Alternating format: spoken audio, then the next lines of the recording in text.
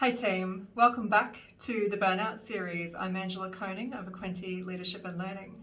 We're here today to talk about what burnout actually is, and I'm going to do that for you from two perspectives. Firstly, from the perspective of the definition of the World Health Organization, who have taken some time and trouble to define this for us. And then secondly, from a more personalised experience of both what I've experienced in my moments of burnout, as well as what I'm seeing in my clients and friends and loved ones who are having this experience too. So the World Health Organization have a thing called the International Classification of Diseases, and it defines burnout within that framework as an occupational phenomenon. It's not a medical condition, and it doesn't, what the description I'm about to offer you doesn't apply anywhere outside of the workplace, okay? So it's a syndrome resulting from chronic workplace stress that has not been successfully managed. And it has three dimensions according to the World Health Organization. Feelings of energy depletion or exhaustion is the first dimension. The second is increased mental distance from our job or feelings of negativism or cynicism related to our work. And then the third is reduced professional efficacy. We're just not as productive or effective as we once were. And like I say, the World Health Organization defines this specifically within the context of a workplace. And so if you're experiencing those kinds of effects in your personal life or your life outside of work, that might be a different conversation. Okay. Now, it was almost 3 years ago now that I had my own burnout experience, and I just wanted to share with you from my perspective, as I say, alongside the perspective of clients, friends and loved ones who are experiencing this, what burnout actually feels like. And let's start with how we feel about work. It's the sense that I'm so overwhelmed, that work is coming at me thick and fast. I'm in receiving mode. I'm certainly not on the front foot. And I'm feeling a little bit out of control. And in fact, I'm feeling like work is controlling me as opposed to me controlling and executing my work. Perhaps my diary and my inbox is overflowing. And I've got the feeling that I'm so in demand that I just can't say no. Or perhaps that it would be the wrong thing or an unpopular thing to say no. I'm probably at this stage, in the early stages of burnout, complaining about my workload, perhaps my team and my boss, my department or my broader organisation, or even the dynamics of the market in which we're operating and the stress that that is causing and how that's transferring into my role and onto me. And I really feel at the mercy of those circumstances. The other thing that's happening for me in terms of how I feel about work in the context of burnout is, I still know in my heart that I care, but I just can't seem to express that into productivity, into really applying myself with clarity and energy and focus. It's just not there. As much as I want to define myself as a functional, effective professional, it's kind of like I run out of resources to work in the way that I'm proud of. And this sort of starts to take a toll. Now, that is burnout from the perspective of how we're feeling about work. I certainly had that experience. I'm going to talk in a separate video about my own particular experience of burnout and what that really was like for me. But if you're feeling those things about work and it's starting to feel oppressive, you're starting to feel the weight of it, like it's becoming inescapable, now is a good moment to reflect on how you're approaching your work, whether you're working in a sustainable way, and whether you are perhaps being led by your patterns of work into burnout. Physiologically, let's discuss that. What does burnout feel like in our body?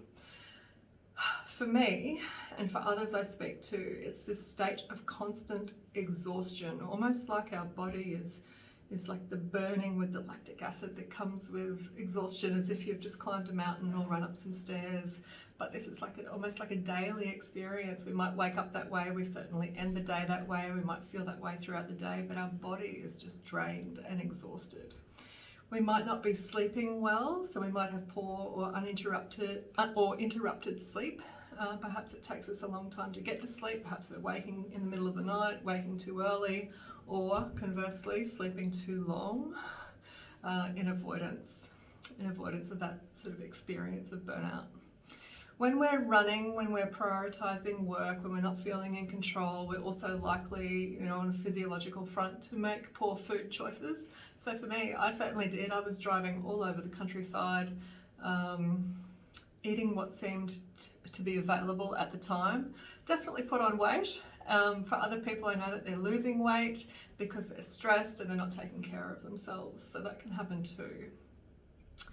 Interesting one it did play out for me, and I know it's playing out for other people I'm working with at the moment as well. It's a loss of memory.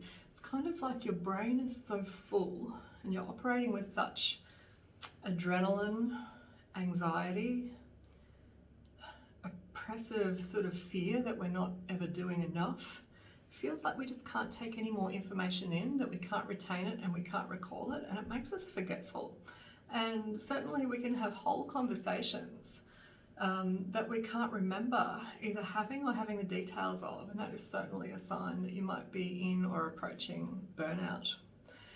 Physiologically, we might also experience or switch on coping strategies, not all of which are healthy or helpful.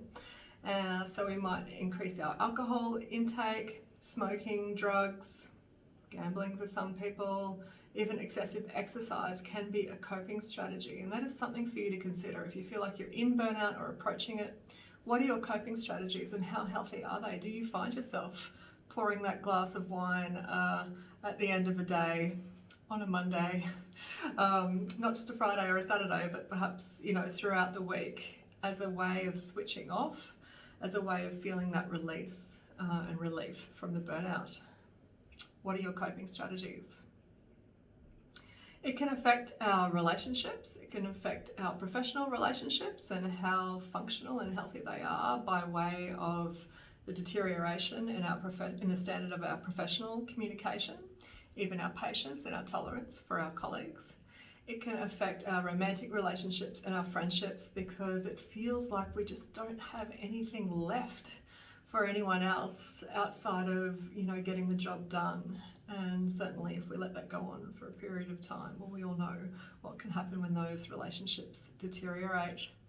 We'll also find, in our physiological experience that our night times and our weekends in particular are just required for rest. We're using those for rest, recovery, recuperation. We're not able to find pleasure in our stillness or in our rest time, because really what we're trying to do is sleep off our work week so we can get up on a Monday and go and do it all again and still be okay within that coming week. So yeah, you might find that your weekends are really just feeling like recovery and that they don't hold much pleasure. You might also be losing interest in hobbies or things that you formerly loved because you simply just feel like you don't have the energy for it. Okay, and then the interesting thing is, when we do manage to rest, perhaps we improve our diet, perhaps we improve our sleep, perhaps we improve our approach to work for a short period of time. What usually happens is that we return with much more energy to run the same old patterns that we have been running that led us into burnout in the first place. So if you're having that experience, I really empathize with you, where you feel like you're running hard, you crash, you rest, you recover, you run hard again, you crash, and that cycle repeats, okay? Which is only becoming more and more damaging for you over time. In terms of mindset and burnout, for me it was certainly feeling constantly not present, constantly worried about either the work that I haven't done or the work that might be coming my way, how I'm going to handle it. My mind was running. It was quite like an anxious state to be in. And it's also the sense in our mindset that we can't escape this situation, that we must just keep plugging on. And almost everyone I've spoken to who's led themselves into a burnout situation has felt like that situation was inescapable and there was nothing within their power that they could do to turn it around. And really that's a reflection of, I hate to say it, it may sound like I'm lacking empathy, but it's really a victim mode, like work is being done to me and I don't really have any agency or choice or say over my experience of work and what I bring to it. And logic will tell you that that's not entirely true.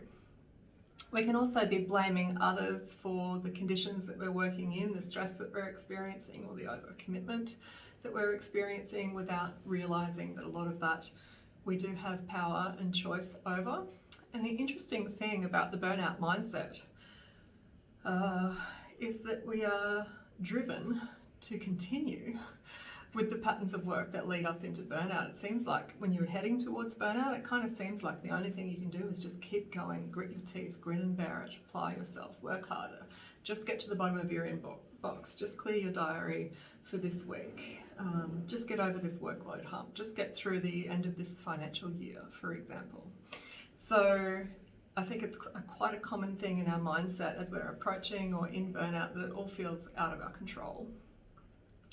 What can you do if you're experiencing symptoms of burnout, and what support can you call on?